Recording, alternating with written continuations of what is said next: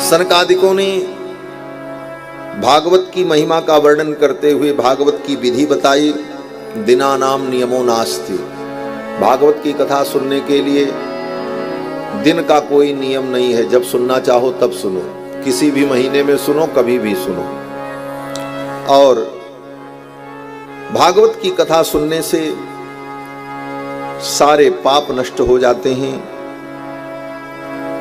और जिसने मनुष्य जीवन पाकर के भागवत की कथा नहीं सुनी, वो व्यक्ति क्या है? तो सनकादिक कहते हैं कि आजन्म मात्रमपि येन सठेन किंचित चित्तम विधाय सुख शास्त्र कथा न पीता। इस जीवन को पा करके आजन्म मात्रमपि, जन्म से लेकर मृत्यु पर्यंत, ये न सठे न, जिस सठ ने, जिस दुष्ट व्यक्ति ने सुख शास्त्र कथा न पीता, इसका एक नाम है सुख शास्त्र। इस कथा को जिसने नहीं पिया, वो क्या है? मनुष्य जीवन उसे मिला, मानव जीवन पाकर के उसने कथा नहीं सुनी जीवन पर्यंत, तो वो प्राणी कैसा है? सनकादिक कहते हैं चांडाल वच्च, वो चांडाल। चांडाल कौन होता है? बोले मनुष्यों में ही चांडाल एक जाति होती है जो कुत्ते का मांस पका करके खाए, उसको चांडाल कहते हैं। कुत्ता अगर छू जाए, कुत्ते का स्पर्श हो जाए, तो कपड़े के सहित स्नान करना पड़ता है, तब वो पवित्र होता है। आजकल तो बड़े शौक से लोग कुत्ता पालते हैं, और कुत्ता उनके बिस्तरवे पे बैठता है, गोद में बैठ जाता है। ऐसे लोग महाराज चांडाल हैं। चांडाल उन्हीं की समझो। अरे काहे नहीं बोलेंगे महाराज, शास्त्र की बात कहनी। आप जो कहोगे वो थोड़ी बोलेंगे, हम तो शास्त्र जो कहेगा। देखो, कुत्ते का शास्त्र में बड़ा निषेध है।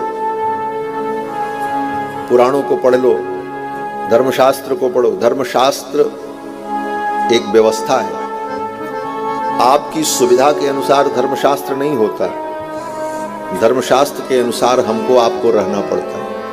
हमको जिसमें सुविधा लगे धर्मशास्त्र हमारी बात का मंडन कर दे, हम जो गलत सही करें धर्मशास्त्र उसी को सही बता दे, बोले ऐसा नहीं होता है।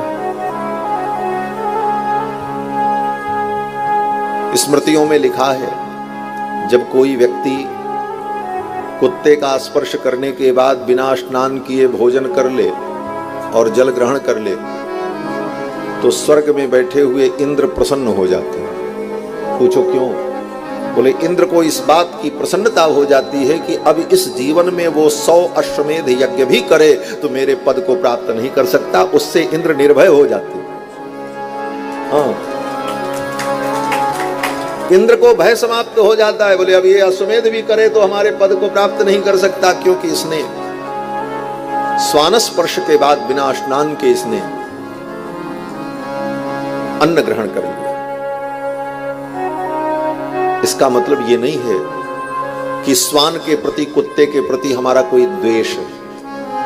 अगर वो बीमार हो तो उसकी दवा कर दो, उसे छुओ, उसे उठा करके बैठा दो, उसे पट्टी बांध दो। लेकिन ये सब करने के बाद कपड़े के सहित फिर स्नान करके अपने घर के अन्य कार्य में लगो। मर्यादा है। डॉक्टर भी किसी मरीज का ऑपरेशन करता है, लेकिन ऑपरेशन करने के बाद सब कपड़ा उतार करके, हाथ पैर धो करके, पवित्र होकर के तब अपने घर में जाता है। सेवा धर्म बहुत बड़ा धर्म है, लेकिन सेवा के नाम पर, जीव के नाम पर हम कुछ भी करें, धर्म अधर्म के अंतर को न समझ सकें, तो ये अच्छी बात है। तो कुत्ते का स्पर्श करके स्नान करना चाहिए। और अगर व्यक्ति ने स्नान नहीं किया और वो पूजा कर रहा है, कोई भी कर्म कर रहा है, उसके सारे कर्म व्यर्थ। और वो जिसको छू देगा उसको भी स्नान करना पड़ेगा कपड़े के साथ। और बात मैं इसलिए कह रहा हूं, हम तो सब कह देंगे इसी में वो सारी दुनिया सुनती है। आज सवेरे ही जा रहे थे द्वारिकाधीश मंदिर में, तो एक कुत्ता बैठा था, तो एक सज्जन उसको उठाने लगे हाथ से छू करके। हमने कहा इशारे से करो, हमने कहा आप दूर हटो, अब आप हमको मत छूना, नहीं हमको स्नान करना पड़ेगा। इसलिए मैं कह रहा हूं कि इन बातों को जीवन में आचरण में लाएं। जीवन जितना पवित्र होगा, जितना विचारवान आप बनेंगे, क्या छूना है क्या नहीं छूना है, क्या लेना है क्या नहीं लेना है, क्या खाना है क्या नहीं खाना है, क्या बोलना है क्या नहीं बोलना है, इन विषयों पर जितना हम विचार करेंगे उतना ही हमारा जीवन सात्विक बन जाएगा, दिव्य बन जाएगा। जीवन को दिव्य बनाने का यही तरीका है। महायज्ञैश्च यज्ञैश्च ब्राह्मीयम क्रियते तनुः। इन विधानों के द्वारा हम अपने जीवन को शुद्ध और पवित्र बनाते हैं।